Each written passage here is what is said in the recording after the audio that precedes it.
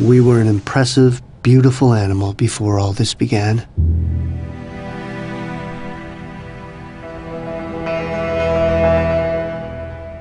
The enormous variety of cultures that used to exist on Earth, of tribes and of human ethnicities, are as such being exterminated.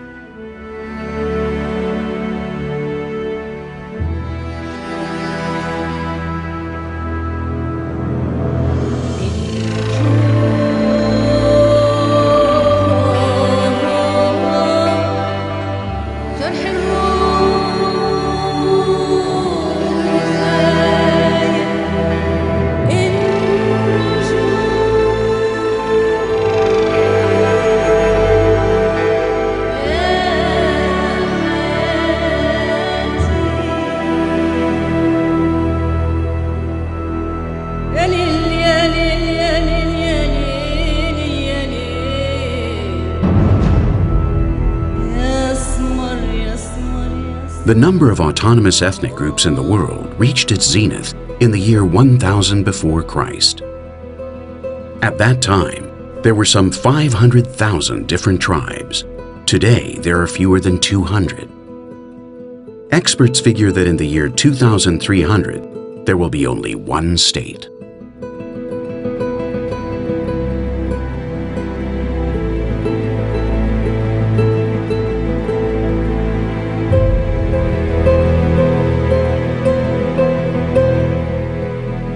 Millions of traditions and of cultural learnings linked to the different landscapes of the planet have disappeared before the single uniform current of thought that passes over them like an inexorable steamroller.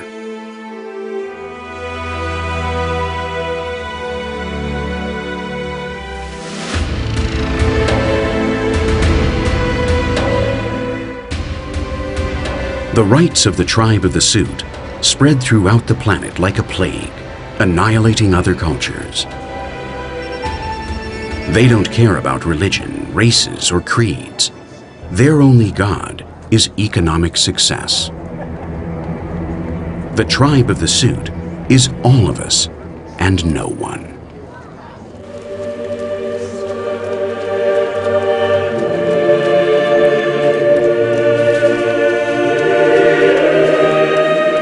The long existence as fruit eaters has taken them to a very different jungle in which they can no longer drink from puddles. Here, herds of steam horses roar, and darkness is an illusion.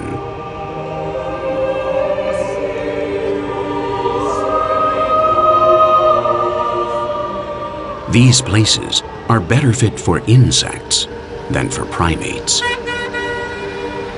For the last 25,000 years, our bodies and our minds have been one and the same.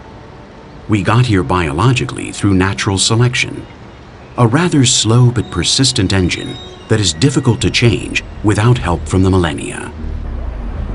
However, there is yet another force that is causing a great conflict for us: cultural evolution.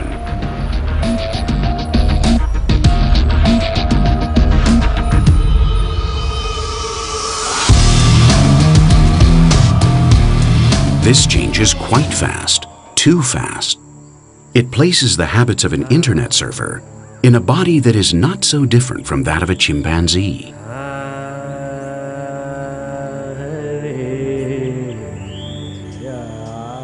Having reached this point, there can be no doubt that we are truly a very strange primate.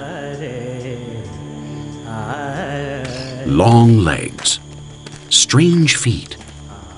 But the most striking physical characteristic of our body is the lack of body hair. We are a naked monkey.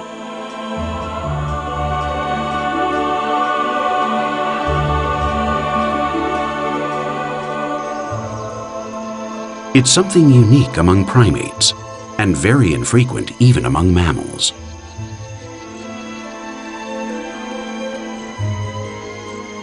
Of over 4,000 species of living mammals, only a handful lacks any hair on their bodies. This is because mammals' fur was one of the great physiological advantages that allowed them to blossom. It protects them from the sun and the heat, preserves them from the cold, and reinforces the skin.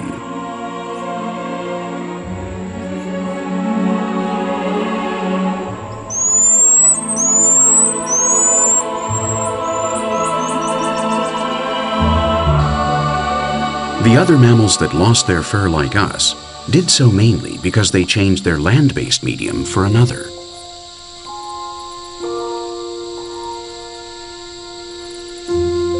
Bats, for example, bared their wings in order to fly.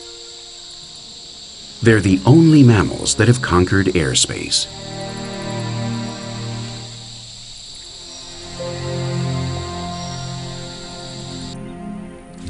Diggers like the armadillo lost their coat because it is unnecessary for underground living.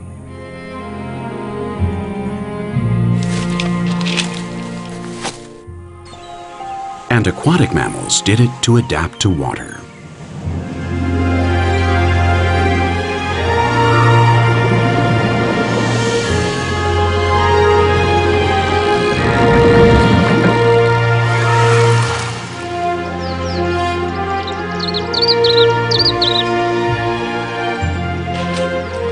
Others, like the rhinoceros and the elephant, became bare because of the particular problems their large size posed in warming up or cooling down.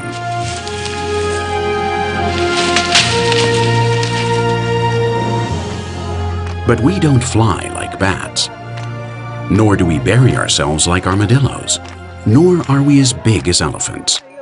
So if we lost our fur, there must have been a powerful reason. But which? Something must have happened during our evolution. In order to explain this, scientists have expounded a variety of hypotheses.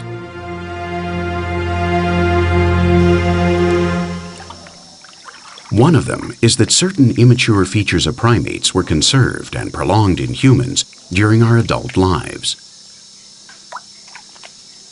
It's as if we were born and remained physically premature without completing our physical development, thus remaining in a previous fetal stage without barely any hair on our bodies, like this newborn orangutan.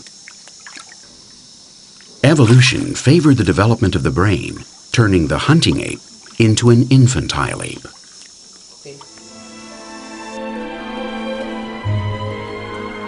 Upon birth, our brain is only 23% of its adult size. Its growth continues for up to 10 years after we reach sexual maturity, and it isn't fully developed until approximately the age of 24.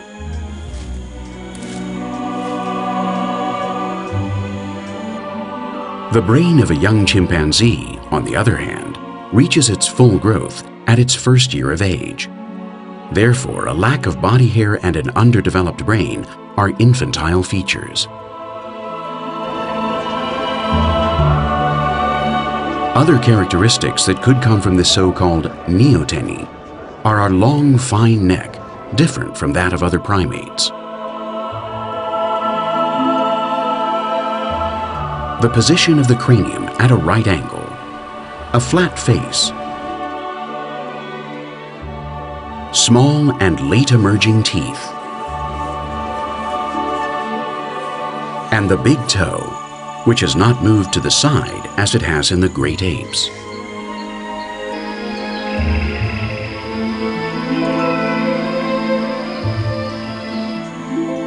All of these would be embryonic, immature characteristics that are common to the fetus of a primate, and that we might have conserved in our adult age in order to survive.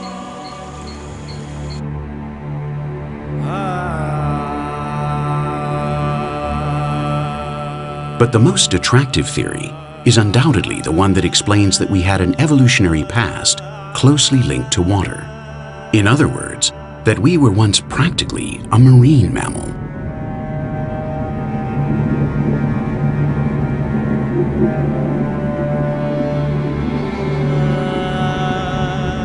Known as the Homo aquaticus theory, it sustains that our lineage, before becoming hunters, went through a long phase as a semi-aquatic ape.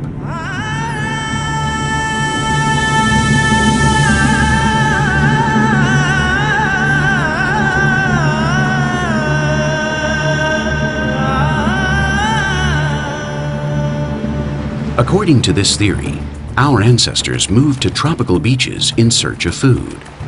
This is an ecosystem rich in animal protein and one in which it is relatively easy to obtain them.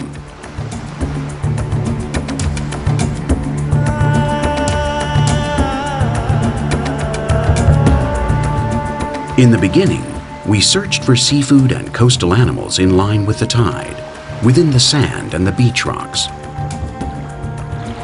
But little by little, we spent more time inside the water, learning to swim and to dive.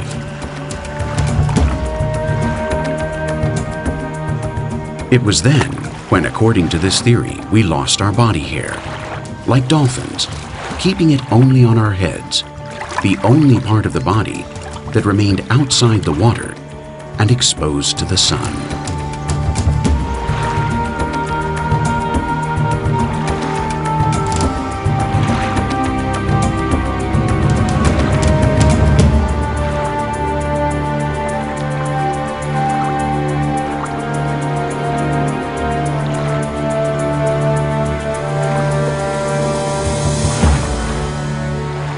The shores of these seas, warm and full of protein, might have had another positive effect on our cerebral development.